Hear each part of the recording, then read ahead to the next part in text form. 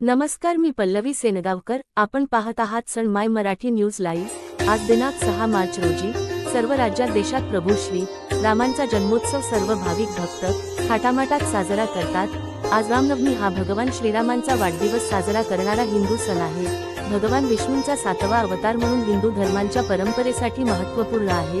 रामनवमी हा एक धार्मिक आणि पारंपरिक हिंदू उत्सव आहे. हिंदू लोक हा उत्सव संपूर्ण भारतात मोठ्या आनंदाने आणि उत्साहाने साजरा करतात. आज रामनवमी सणानिमित्त भारतीय जनता पार्टीचे कार्यकर्ते माननीय श्री अशोकराव चव्हाण साहेबाचे जवळचे सहकारी मित्र आणि धडाडीचे कार्यकर्ते नांदेड दक्षिणचे माननीय मोहनराव पाटील शिंदे पाटील धनेगावकर यांच्याकडून आज नांदेड जिल्ह्यातील सर्व हिंदू समाज बांधवांना रामनवमीच्या खूप खूप शुभेच्छा.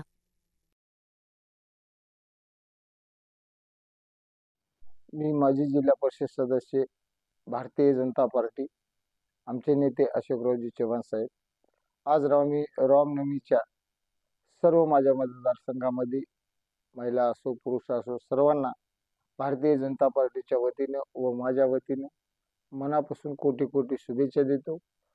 आणि सर्वांना मी दक्षिण मतदारसंघात नांदेड जिल्ह्यातल्या सर्व मतदारांना विनंती करतो, आपण सगळे एक आहोत तर शेफ आहोत.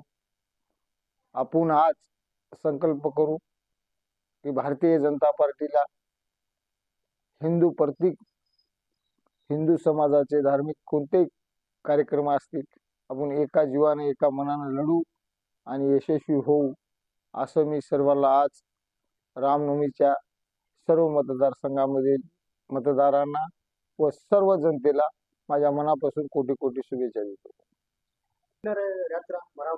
रेणुका माता मंदिर गाडेपुरा ते डायरेक्ट आगमन होईपर्यंत निघायचं स्थळ रेणुका माता गाडेपुरा मंदिर. जनतेला याच्यामध्ये सहभाग, आज सुट्टीचा दिवस आहे तर जास्त संख्येमध्ये पब्लिक राहणार, खूप आनंदामध्ये राहतील. आमचे नेते भारतीय जनता पार्टीचे सर्वच राहतील.